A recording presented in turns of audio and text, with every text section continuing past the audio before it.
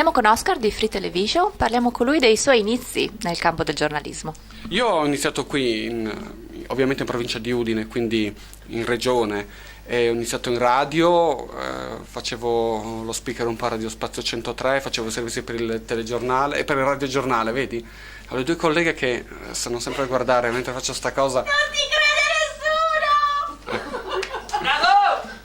Poi loro devono sempre disturbare, questo è un po'. Anche quando siamo sotto edizione, sai, c'è una deadline, si chiama così in gergo tecnico, cioè siamo troppo vicino all'orario di messa in onda, loro devono sempre fare queste cose qui, quindi poi disturbano, sono cavoli loro perché poi devono condurre e se non vai in onda con tutto il servizio completo poi è difficile anche per loro. Comunque cominciamo. Ho iniziato nel 2000 io, quindi anche molto tardi. A Radio Spazio 103 in radio mi hanno dato un curriculum e mi hanno provinato. Antonella Lanfrit, che adesso lavora a Radio Rai, pensa tu, era la mia direttrice e mi cazziava ovviamente, insomma, era la prima volta che si faceva radio e poi insomma così è cominciata l'avventura. Poi c'è stata la televisione, io ce l'avevo dentro sta cosa del giornalismo, cioè era una cosa più forte di me già quando ero bambino, questa poi è una costante, tutti quelli che vogliono fare giornalismo. E poi è successo, cioè il punto un po' di tutto questo percorso, il punto più importante è praticamente quando nel 2007 ho partecipato a una selezione per entrare per far parte insomma di un master in giornalismo, per partecipare a un master in giornalismo che era il master di Mediaset poi, no? E quindi sono stato selezionato, ero tra i primi 15 e mi sono trasferito a Milano per 2 anni e lì è cominciata un po' la mia vera formazione in campo televisivo, perché poi in realtà io avevo preso tantissimo guardando gli altri servizi televisivi, leggendo e ascoltando insomma la radio. E mi serviva un periodo di formazione, io ho preso 2 anni di aspettativa perché ero insegnante in una scuola elementare e poi lì ho imparato veramente tantissimo, ho imparato come si costruiscono i servizi televisivi, ho imparato diciamo come anche approcciarmi alla notizia, come cercare la notizia, perché poi in realtà ti dico, adesso viviamo nell'era di internet, c'è Facebook, quindi abbiamo una mole di tantissima informazione.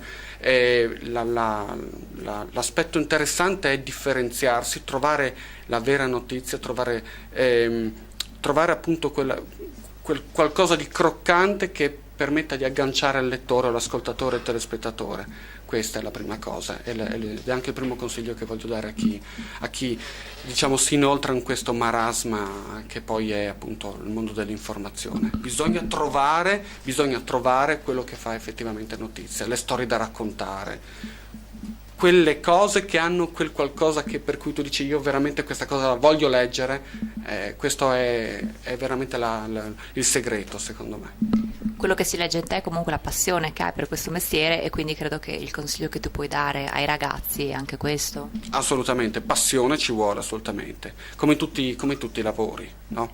Perché se uno ha la passione non pesa neppure quello che fa e quindi io vengo qua ma in realtà mi diverto, cioè, lavoro però insomma passano le giornate velocemente. Ritornando scusa alla formazione perché poi ho un po' aggirato la tua domanda, a Milano poi sono stato nella redazione digitale di Mediaset con Paolo Liguori, che molti conoscono, e lui ci ha un po' formato con questo nuovo sistema digitale che viene utilizzato a Studio Aperto, che è una cosa particolare che hanno là, per cui si montano il giornalista esce con la telecamerina, gira il servizio, rientra in studio, fa lo speech, cioè costruisce il testo, poi registra direttamente la sua postazione di computer appunto il suo audio e poi integra le immagini con quello che ha spicciato. Ne esce il servizio che va in onda, che si può vedere per esempio a Studio Aperto. Loro hanno questa caratteristica e noi abbiamo imparato questo sistema. E poi ho fatto un periodo al TG4 con Emilio Fede. E cosa ti ricordi di questo periodo in particolare? Mi ricordo, guarda, mi facevano fare delle cose assurde. Io facevo almeno 5, 6, 7, 8, ogni giorno 8 cosiddette macchie. Le macchie in gergo sono dei filmati, con il sonoro, dove però non c'era un audio del giornalista, cioè la macchia è quella notizia che viene letta in studio dal conduttore e che copre, diciamo, allora la macchia tecnicamente è, lo rifaccio, la macchia è un servizio video, diciamo, senza la voce del giornalista, che va a coprire quello che il conduttore in studio legge. Ok? Quindi è una notizia letta dal conduttore in studio che poi ha una certa copertura di immagini. Solo che queste macchie venivano costruite con delle immagini di archivio.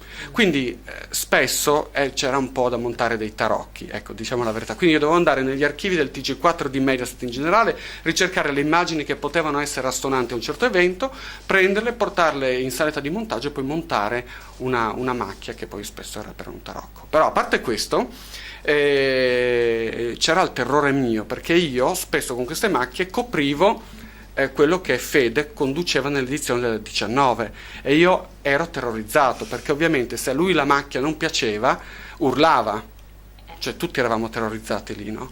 Però in realtà poi è stata anche una buona scuola, perché poi mi ha fatto fare anche dei servizi e lì montavo i miei servizi da un minuto e mezzo con il sistema di Fede, perché Fede sarà fazioso, sarà tutto quello che vuoi, avrà tutte le pendenze giuridiche che vuoi, però giudiziarie che tu vuoi, però ha un sistema particolare nella costruzione dei servizi che poi io ho adottato e ho portato anche qui, perché questo mi ha insegnato lui in fondo, cioè quella di alternare il tuo speech, cioè l'audio del giornalista, con immagini e con il sonoro delle immagini, per cui il racconto di 1 minuto e mezzo che tu fai in un servizio è l'integrazione di almeno 3 cose: le immagini che devono essere consone alle parole, le tue parole e l'audio ambientale delle immagini stesse. Se tu vedi i servizi americani della CNN o della BBC, hanno tutti questa caratteristica. In Italia l'unico a farlo è Fede.